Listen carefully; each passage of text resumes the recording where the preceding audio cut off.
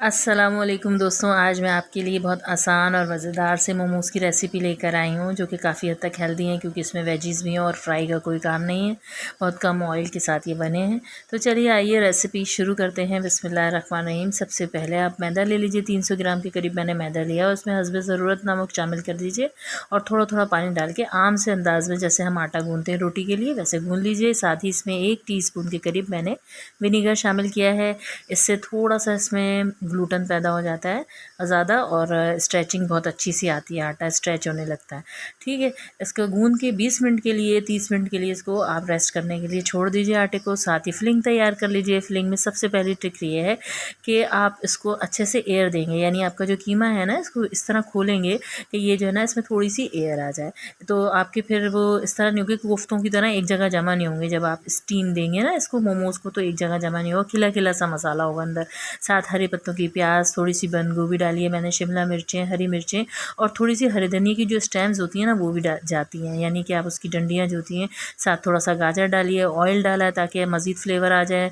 काली मिर्चें, नमक, सफ़ेद मिर्च और स्टर भी सॉस भी डलता है, मेरे पास नहीं था मैंने नहीं डाला है। सोया सॉस डाला है। इसके साथ मैंने हॉट सॉस डाल दिया था।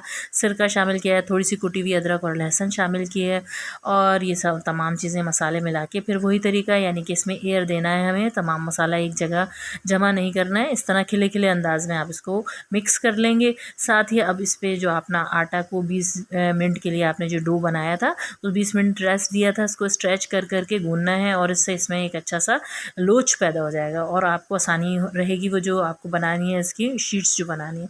हाफ मैंने कर लिया था, उसके साथ मैंने एक बड़ी रोटी बेल ली थी। आप चाहें तो छोटे बॉल्स बना के भी बना सकते हैं। फिर मैंने किसी लिड की मदद से आप काट लीजिए या ग्लास की मदद से, कोई शार्प गिलास हो तो उससे काट लीजिए या कटर हो तो उससे काट लीजिए। मैंने इस तरह इसके बना लिए थे ये शीट में से सारे एक साथ, बहुत सारे बन गए थे। फिर आसान सी जो शेप्स मुझे आसान लगती हैं वो मैंने वो बना ली थी। राउंड लेके उसको इस तरह बना के बीच में थोड़ा सा दबाव डालते हैं और दोनों कोने एक के ऊपर एक रख देते हैं तो ये एक अच्छा सा शेप हो जाता है। आसान भी लगता है, प्यारा भी लगता है। बच्चों ने भी बनाए थे बहुत सारे शेप्स, इसमें मेरी मदद कराई थी, बच्चों के लिए एक्टिविटी हो गई थी।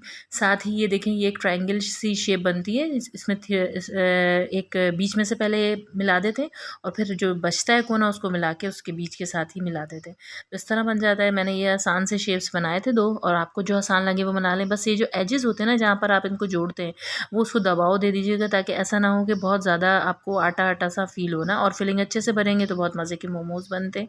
तो मैंने ये इसी तरह की आसान सी शेप दे ली थी। फिर साथ ग्रीस कर लिया था जिस पे मुझे ये स्टीम करने थे क्योंकि इससे ये होता है कि चिपकते नहीं हैं।